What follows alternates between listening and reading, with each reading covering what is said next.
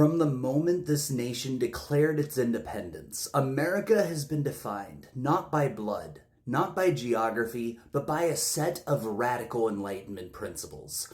Sovereignty belongs to the people, not to a monarch or a priest. Rights are inherent to every human being, not granted as favors from the powerful.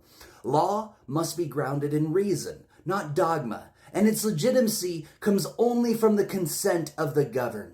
These ideas weren't perfect in execution, but they were revolutionary in intent, and they remain the only philosophical foundation upon which the American project can stand. Opposed to this is the Endarkenment, the belief that power flows downward from a ruler, a ruling class, or a divine mandate, that rights are conditional, bestowed upon the obedient and withheld from the disfavored, that hierarchy is natural and equality is a dangerous illusion. The Endarkenment doesn't exist in the abstract. It's been here from the start. In 1776, it wore the red coat of the Loyalists who swore fealty to the king. In 1861, it waved the Confederate flag over a system of human bondage. In the Jim Crow era, it stood in the courthouse door to block a black child from attending school. Today, it cloaks itself in corporate boardrooms, authoritarian politics, and theocratic rhetoric. The costume changes. The principle does not. This is why there is no middle ground. We can debate any policy inside the Enlightenment frame. Taxes, trade, social programs, foreign policy. Because inside that frame, we all accept that power belongs to the people, that every person has equal standing before the law, and that the government exists to secure the liberty and dignity of all. But the moment you step outside that frame, you have left America in the philosophical sense. You've chosen the Endarkenment, the same ideological soil from which monarchies, theocracies, slave states, and corporate feudalism grow. Enlightenment America says sovereignty is universal. No human has a natural right to rule another without consent. Endarkenment America says sovereignty belongs to the strong. That those with wealth, arms, or divine claim are entitled to command, and the rest are bound to obey. Enlightenment America says rights are inalienable, that liberty is not a privilege to be earned or revoked. Endarkenment America says rights are conditional, granted to those who conform, withdrawn from those who resist. Enlightenment America says law is an agreement among equals. Endarkenment America says law is an instrument of control. Look at the great crises in our history, and you'll see this philosophical divide in everyone. The Loyalists feared self-government because they believed the people were unfit to rule. The Confederacy rejected equality because their wealth and identity rested on human bondage. The segregationists resisted civil rights because they could not imagine a society without enforced racial hierarchy. And now, the modern technofeudalists reject democratic sovereignty because it threatens their control over economy, information, and the political process.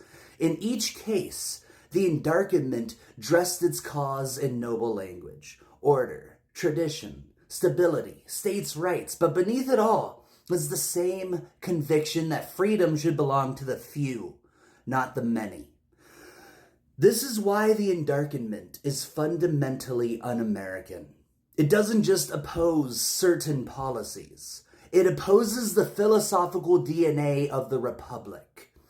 The Enlightenment birthed the idea that America could be more than a place. It could be a covenant where citizenship is not defined by ancestry, but by allegiance to liberty, reason, and the dignity of all. The Endarkenment rejects that covenant entirely, insisting that belonging must be earned through conformity to a preferred creed, race, class, or hierarchy. In doing so, it strips American of everything that made the word worth claiming. We need to be honest about what's at stake. This isn't a fight between left and right, or even between progressives and conservatives in the old sense. It's a fight between those who still believe in the Enlightenment foundation of the United States and those who have abandoned it in favor of a return to feudal principles dressed in patriotic colors. It's a fight between those who see freedom as a universal birthright and those who see it as property to be owned, traded, and withheld. And the truth many are afraid to say out loud is that the Endarkenment cannot coexist with the Enlightenment in the same political body for long.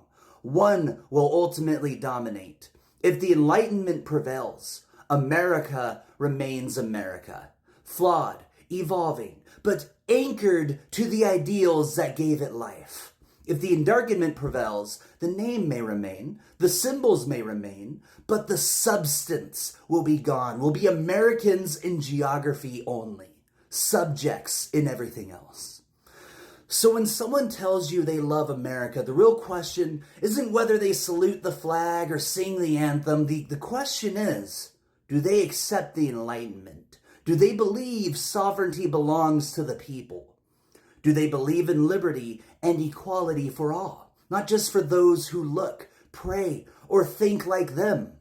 Do they accept that law must serve the governed, not the governors? If the answer is no, then they have already stepped outside the American project, no matter what colors they wear or how loudly they shout their patriotism. The revolution didn't begin and end in 1776. It's a living choice, renewed or abandoned with every generation. You cannot choose both the Enlightenment and the Endarkenment. You cannot serve liberty and hierarchy at the same time. You cannot kneel to a king, a church, or a corporate empire and still claim the mantle of a free citizen. That's the choice before us now, not Democrat or Republican, not left or right, Enlightenment or Endarkenment. And if you choose the latter, you've given up more than your principles. You've given up your American identity. Because America, at its core, is not a race, a religion, or a border. It is a promise. And the Endarkenment breaks it every single time.